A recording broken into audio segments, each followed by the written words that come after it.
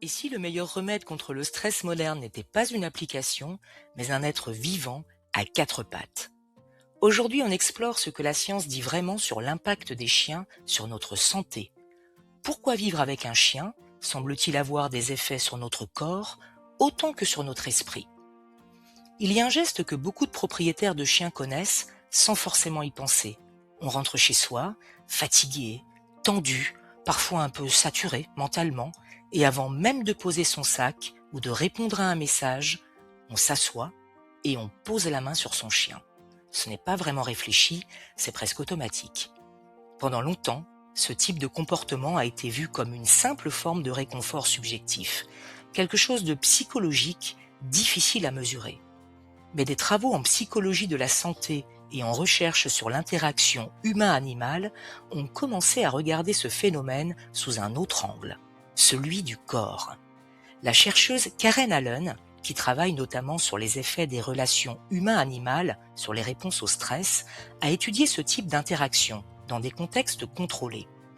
Dans ses travaux menés aux États-Unis à partir des années 1990, elle a observé que la présence d'un chien, dans certaines situations de stress, pouvait être associée à des variations mesurables de paramètres physiologiques, comme la pression artérielle ou la récupération après une situation stressante. Et ce point est important. Il ne s'agit pas seulement d'un ressenti de calme. Le corps lui-même semble réagir différemment. Ce qui ressort surtout, c'est que ces effets apparaissent dans des interactions très simples. Un contact physique, une présence silencieuse, une proximité stable. Comme si, dans ces moments-là, certains systèmes d'alerte du corps se régulaient différemment. Sans que cela remplace quoi que ce soit sur le plan médical, sans que cela fasse disparaître totalement le stress, mais avec des effets observés dans certaines études sur les réponses physiologiques. Si le chien semble agir sur le corps, ce n'est probablement pas uniquement une question de stress ou de détente. Car une autre piste intéresse fortement les chercheurs, celle du lien social lui-même. Le cerveau humain est construit pour interagir avec d'autres êtres vivants, pour reconnaître des signaux, pour interpréter des regards, pour créer des attachements. Et dans ce cadre, les interactions avec les chiens posent une question particulière. Est-ce que notre cerveau les traite comme de simples animaux ou comme des partenaires sociaux à part entière? Le chercheur japonais Kikuzui s'est intéressé à un marqueur biologique précis, l'ocytocine.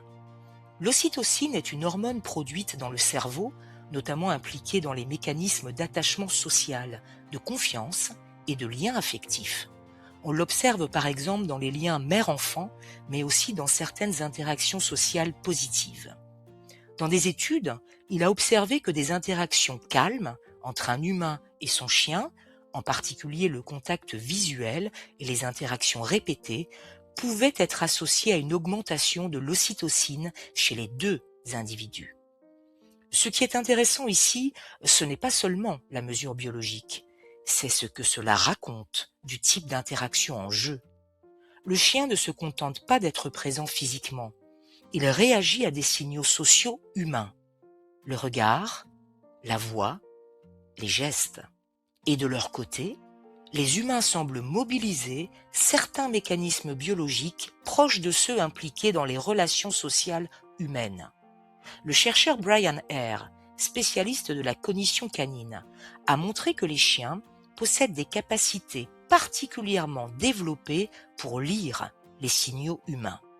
Pas dans une logique de compréhension abstraite du langage ou des intentions complexes, mais dans une capacité très fine à interpréter les comportements, les postures et les états émotionnels, ce qui produit une forme d'interaction très particulière, ni strictement humaine, ni strictement animale, mais construite sur des ajustements mutuels très simples et très anciens. En résumé, notre cerveau ne fait pas vraiment la différence entre le regard d'un ami et celui de notre chien. Biologiquement, c'est du lien social pur. Avant d'aller plus loin, je voulais vous rappeler que nous sommes une association de protection animale de Guadeloupe, sans subvention, et sans grand moyen. Alors likez cette vidéo, la partagez, vous abonnez à la chaîne. Non seulement ça nous donne du courage et ça nous motive, mais en plus c'est une façon très concrète de nous aider à poursuivre nos actions de protection animale. Si les effets du chien se jouent dans le corps et dans le cerveau, ils se manifestent aussi dans quelque chose de beaucoup plus simple, la vie quotidienne. Avoir un chien, c'est rarement neutre sur les habitudes. Il y a une contrainte très concrète, sortir. Le matin, parfois tôt, le soir, même tard, parfois quand on est fatigué, parfois quand il pleut, parfois quand on n'en a pas envie. Et ce geste répété, la promenade, a un impact direct sur un élément central de la santé, l'activité physique.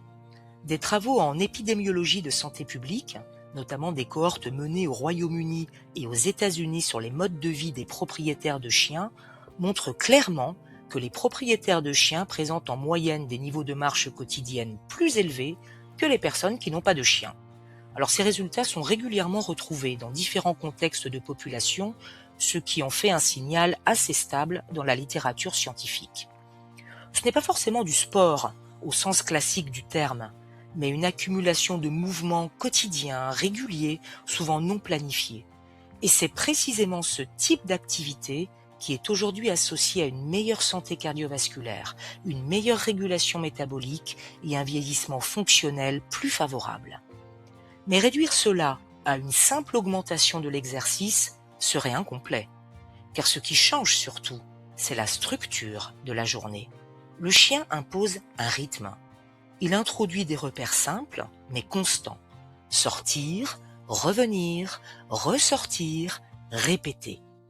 Et pour certaines personnes, notamment dans des périodes de fatigue mentale ou de désorganisation, cette structure peut jouer un rôle discret, mais bien réel. Elle ne remplace pas une organisation de vie complexe, mais elle peut limiter certaines formes d'inertie ou de sédentarité prolongée. Et il y a aussi un effet plus subtil. Sortir avec un chien, ce n'est pas seulement marcher, c'est aussi être exposé à l'extérieur, croiser des gens, observer un environnement, changer de contexte.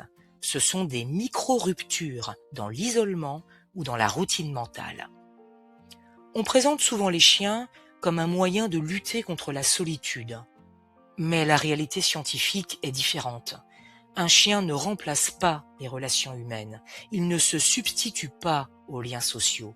Ce que les travaux en sciences du comportement décrivent, c'est plutôt un effet sur la manière dont les interactions sociales se déroulent au quotidien. Déjà dans l'espace domestique, un chien change la perception d'un lieu de vie. Un appartement n'a pas tout à fait la même dynamique lorsqu'un autre être vivant y évolue, avec ses rythmes et ses signaux. Mais l'effet le plus étudié concerne surtout l'extérieur. Dans les recherches qui analysent les modes de vie des propriétaires de chiens, notamment celles dont on a déjà parlé précédemment au sujet de l'activité physique, on observe un point qui est récurrent. Ces personnes ont davantage d'interactions sociales informelles lors des promenades avec leurs chiens. Dans le champ de l'anthrozoologie, cela est souvent décrit comme un effet de facilitation sociale. En fait, la présence du chien augmente la probabilité d'échanges brefs et spontanés dans l'espace public, comme une discussion dans la rue, un échange entre propriétaires ou même un contact sans objectif particulier. Le chien agit en fait comme un facilitateur social, pas en créant des relations, mais en rendant certaines interactions plus simples, plus naturelles. Dans certains contextes, notamment chez des personnes isolées ou ayant peu d'occasions de contact social, cette accumulation d'interactions légères peut contribuer à atténuer le sentiment de solitude. Mais il faut rester honnête sur ce que ça veut dire. Le chien ne supprime pas la solitude et il ne remplace pas les relations humaines profondes. Il modifie plutôt le tissu social du quotidien. Il augmente la probabilité d'échanges courts et réguliers. Et parfois, c'est simplement cette accumulation discrète qui change la manière dont un quotidien peut être perçu. Si les recherches montrent des effets intéressants entre la présence d'un chien et différents aspects de la santé, il faut quand même comprendre leur nature et mettre quelques limites. La plupart de ces travaux scientifiques sont observationnels. Ils décrivent des situations réelles en comparant des groupes de population, mais sans pouvoir contrôler tous les paramètres de leur vie quotidienne. On observe donc des associations et pas des mécanismes isolés. Ensuite, il y a la question de la causalité. Dans beaucoup de cas, les études montrent un lien entre la présence d'un chien et certains comportements ou indicateurs de santé. Mais il est très difficile de déterminer dans quel sens va ce lien. Est-ce que le chien influence ces comportements ou est-ce que certaines personnes, déjà avec certains modes de vie, sont plus susceptibles d'avoir un chien? En toute honnêteté, la science ne permet pas toujours de trancher complètement. Et enfin, il faut revenir à un élément très concret, souvent absent des analyses, les contraintes. Avoir un chien, ce n'est pas seulement un facteur potentiel de bien-être, c'est aussi des obligations quotidiennes. Les sorties, même quand on est fatigué. L'organisation des absences, pas juste quand vous partez au travail, mais quand vous partez en vacances pour des moments plus longs. Les soins, qui peuvent être parfois imprévus. Les coûts réguliers, entre les croquettes, les visites vétérinaires, etc. Et puis surtout un engagement qui s'inscrit sur plusieurs années. Et c'est précisément pour ça que la question de l'adoption responsable est essentielle. Et franchement, en tant qu'association de protection animale, on y tient particulièrement. Parce qu'avant de parler de ce que le chien peut vous apporter, il faut aussi mesurer ce que cette relation implique pour lui et pour ceux qui s'engagent. Alors, est-ce qu'avoir un chien est bon pour la santé mentale et physique? Oui, la science indique que cela l'est, sur le plan physique, notamment via l'activité quotidienne, sur le plan mental, via la réduction du stress, le lien social et les routines. Mais attention! Un chien n'est pas une solution médicale. C'est une relation avec des effets possibles et des contraintes bien réelles.